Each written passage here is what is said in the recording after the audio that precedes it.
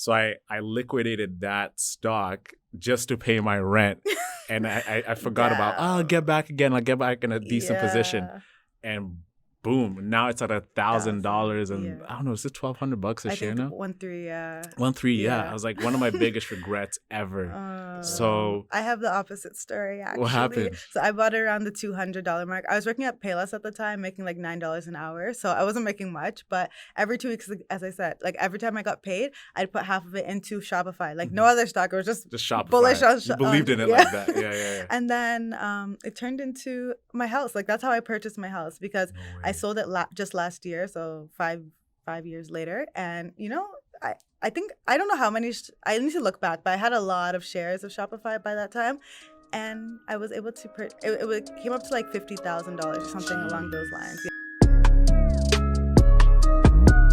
We're in a podcast, you know what I'm saying? So we should level up. So with that being said, ladies and gentlemen, we have a special guest in the building, a treat for you, as I always say.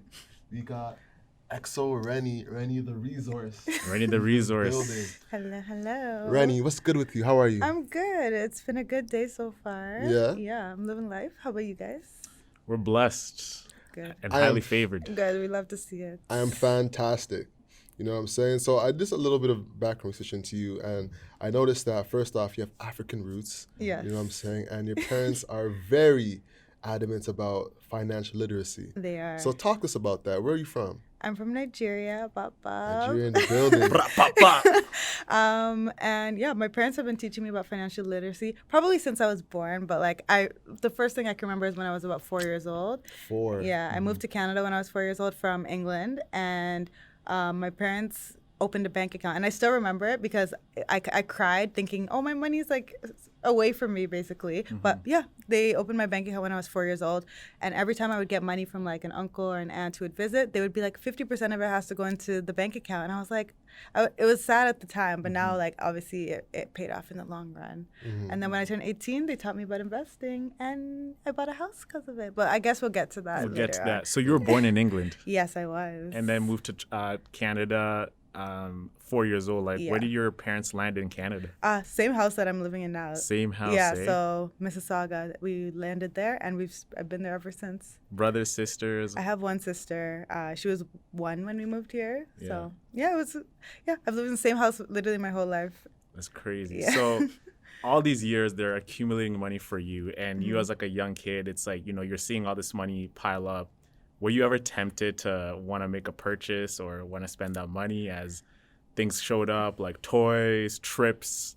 Yeah, I wasn't really, because like it was 50% could go in your bank account and 50% could be for you. So it was like, you know, I still have money to spend on myself. And I think I just learned not to be a big spender because of that, because I was like, okay, as your money is growing, so now say I'm getting $100 a month because aunties and uncles are giving me money. Now I'm making, say, $100 a week, and it's like, oh, putting $50 away each week is not a big deal. So, you know, I don't know. I've never been a big spender. So like that. You couldn't see it. You're like, you know, you can't see it. You don't mind it. It's just like whatever. It's gone. Exactly. Even to this day, like my money automatically comes out of my check and goes straight into my bank account. Yeah. So yeah, I don't miss it because I never see it. Damn. You know, as a young kid growing up, like I remember my parents used to I used to get presents from my aunties and uncles. They used to give me money.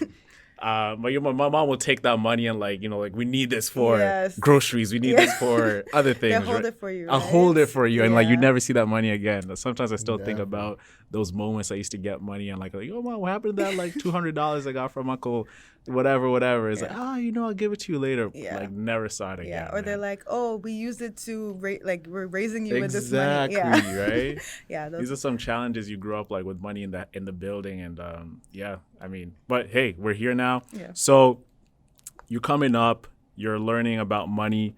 Did you really what point did you really grasp money and financial literacy is important? Because as a young kid, you can imagine you're just living your life as a young girl, but when did it really click for you that this is a key thing for me moving forward in life?